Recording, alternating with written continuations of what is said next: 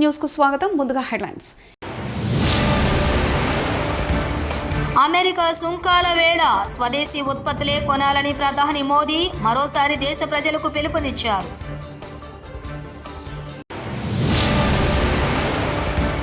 శ్రీశైలం జలాశయానికి భారీగా వరద, 10 గేట్లు ఎత్తి నీటి విడుదల.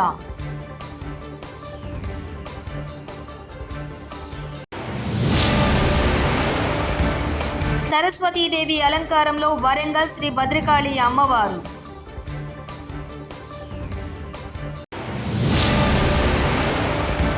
కనకదుర్గ అమ్మవారికి పట్టు వస్త్రాలు సమర్పించిన చంద్రబాబు నాయుడు.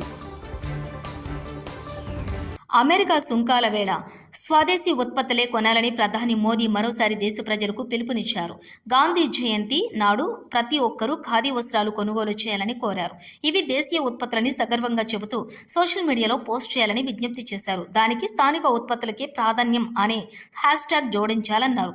ఆర్ఎస్ఎస్ ఆవిర్భవించి విజయదశమితో 100 ఏళ్లవుతున్న సందర్భంగా ఆ సంస్థపై ప్రశంసలు కురిపించారు. క్రమశిక్షణ, నిస్వార్థ సేవే సంఘ్ బలమని తెలిపారు. దసరా శరన్నవరాత్రి ఉత్సవాల్లో భాగంగా కనకదుర్గ అమ్మవారికి పట్టు వస్త్రాలు సమర్పించిన ముఖ్యమంత్రి శ్రీ నారా చంద్రబాబు నాయుడు.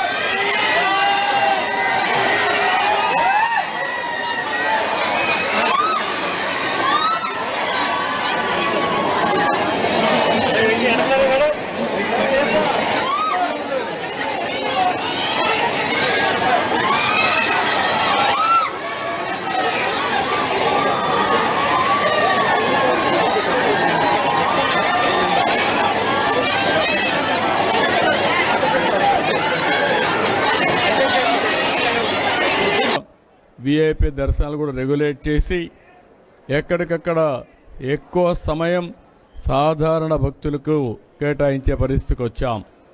ఇదంతా కూడా దుర్గమ్మ నడిపించే ఆశీస్సులు.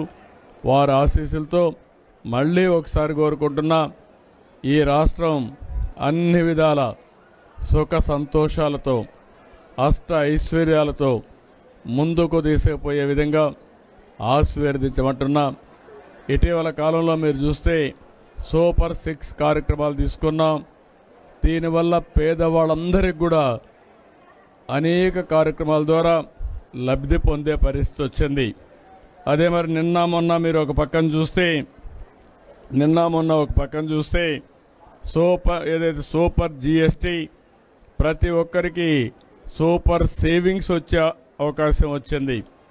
అంటే కొనుగోలు శక్తి పెరిగింది. పేదవాళ్ళందరూ కూడా ఇంత మునుపు కట్టే పన్నుల నుంచి ఎక్కువ రాయితీలు వస్తున్నాయి. దీనిపైన ఆదాయం పెంచుకుని ఏది కావాలంటే కొనుక్కునే అవకాశం కూడా వచ్చింది. అటు కేంద్రం ఇటు రాష్ట్రం 2 ప్రభుత్వాలు కూడా పేద మధ్యతరగతి కుటుంబాలను ఆదుకునే ప్రభుత్వాలు. ఈ 2 ప్రభుత్వాలని దుర్గమ్మ తల్లి చల్లగా ఆశీర్వదించమని, మాకు ఇంకా శక్తినిచ్చి ఈ రాష్ట్రాన్ని దేశాన్ని ముందుకు తీసుకుపోవడంలో అన్ని విధాల సహకరించమని, ఆశీస్సులిమ్మని అమ్మవారిని ప్రార్థిస్తున్నా.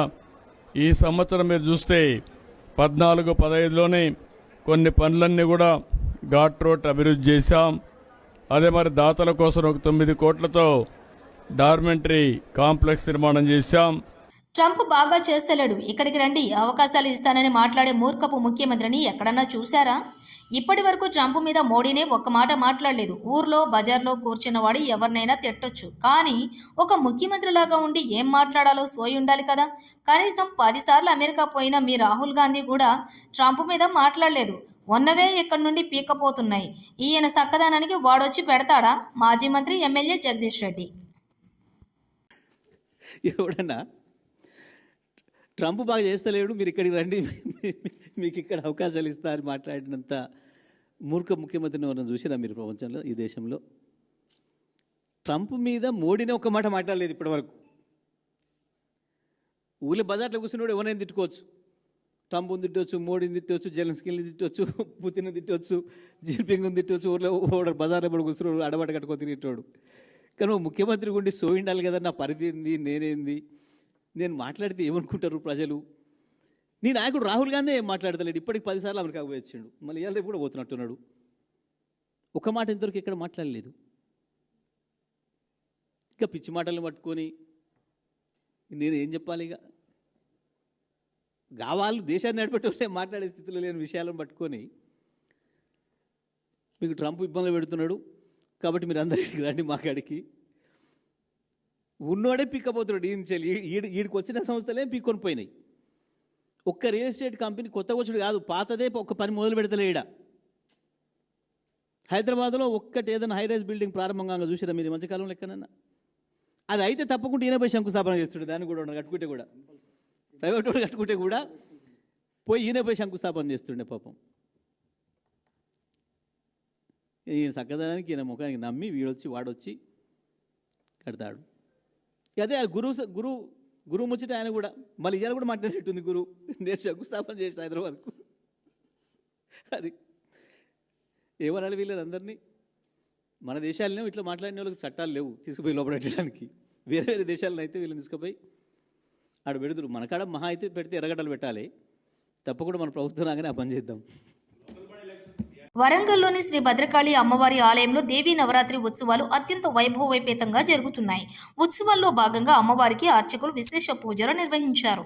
మూలా నక్షత్రం వేళ అమ్మవారు సరస్వతీదేవి అలంకారంలో భక్తులకు దర్శనమిచ్చారు. అమ్మవారిని దర్శించుకునేందుకు భక్తులు భారీగా తరలివచ్చారు.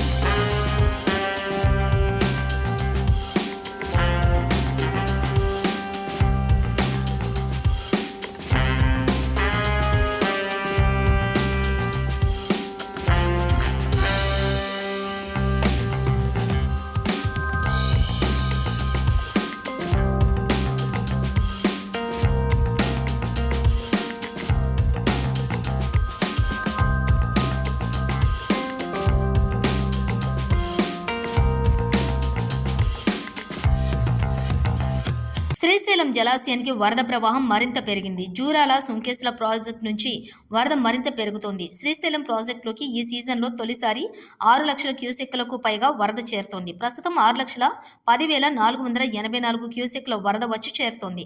10 స్పిల్వే గేట్లను 23 అడుగుల మేర ఎత్తి 5,90,772 క్యూసెక్ల నీటిని దిగువకు విడుదల చేస్తున్నారు. పోతిరెడ్డిపాడు హెడ్ రెగ్యులేటరీ నుంచి 5,000 క్యూసెక్లు, ఎడమగట్టు విద్యుత్ కేంద్రం నుంచి 35,315 క్యూసెక్కులు, కుడిగట్టు విద్యుత్ కేంద్రం నుంచి 29,097 క్యూసెక్కులు విడుదల చేస్తున్నారు. శ్రీశైలం పూర్తిస్థాయి నీటి మట్టం 885 అడుగులు కాగా ప్రస్తుతం 883.10 అడుగులకు చేరింది. ప్రాజెక్టు పూర్తిస్థాయి నీటి నిల్వ సామర్థ్యం 215.80 టీఎంసీలు కాగా ప్రస్తుతం 205.22 టీఎంసీలుగా కొనసాగుతోంది.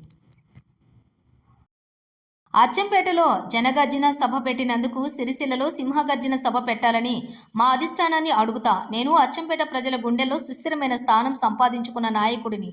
బీజేపీ నేత గువ్వల బాలరాజు.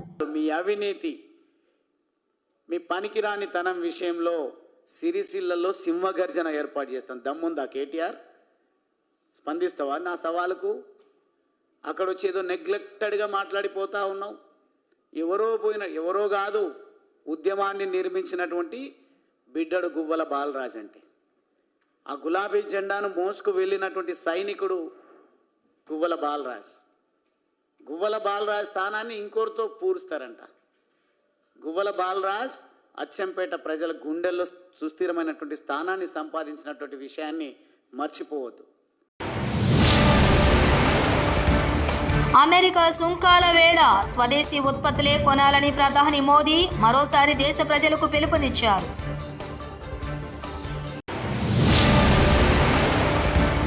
శ్రీశైలం జలాశయానికి భారీగా వరద, 10 గేట్లు ఎత్తి నీటి విడుదల.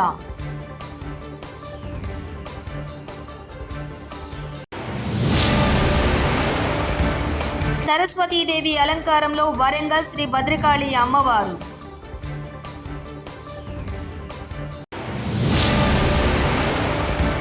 కనకదుర్గ అమ్మవారికి పట్టు వస్త్రాలు సమర్పించిన చంద్రబాబు నాయుడు. ఇవి బులెటిన్ విశేషాలు.